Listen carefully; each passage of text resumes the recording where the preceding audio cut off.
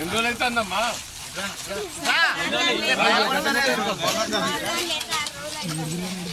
ఓట్లు తెచ్చి ఎన్ని రోజులు అవుతుంది? అదే ముందుకురా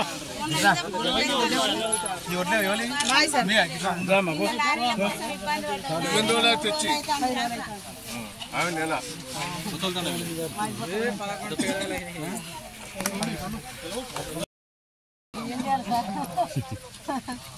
సెంటర్లకు సొసైటీ పరిధిలో తీసుకొచ్చి పెట్టారు. నెల రోజుల నుంచి వర్షాలు తడతానై ఎండబెడతాను. ఎవరు కొనటోళ్ళు లేరు, బస్తాలు లేవు, లారీలు లేవు. ఆఖరి పావులు కూడా దొరినాయి.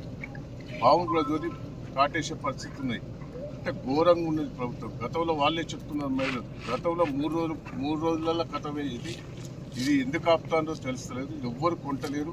మళ్ళీ ఒక పక్క వర్షాలు పట్టే తడిసే వరకే దాన్ని ఎండబెట్టున్నట్టారు. ఎండబెట్టే వరకు మళ్ళీ ఎవరు కొంటలేరు. ఇట్లా ఘోరమైన పరిస్థితుల్లో రైతులు భార్యాభర్తలందరూ కూడా ఇక్కడనే ఉంటారు. ఎక్కడ కూడా కొనే పరిస్థితి లేదు. ప్రభుత్వం అట్టర్లీ ఫెయిల్ అయింది. వాళ్ళకు రైతు బంధువు రాలేదు, రుణమాఫీ రాలేదు, ఏది కూడా రాలేదు. గోస ఏర్పాటు చేస్తున్నారు రైతాంగానికి. ఓ పక్క నీళ్లు లేక బోర్లతో పండించుకున్నారు, నీళ్లు కూడా చక్కగా రాలేదు.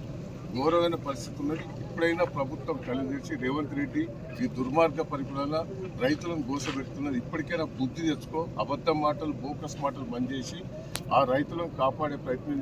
ఎందుకండి ఒక బస్తాకు 3-4 కిలోలు తగ్గిస్తారు, తీసేసుకుంటారు. ఏంది ఇదంతా కట్ చేస్తున్నారు? ఏంది ఇదంతా దౌర్జన్యం?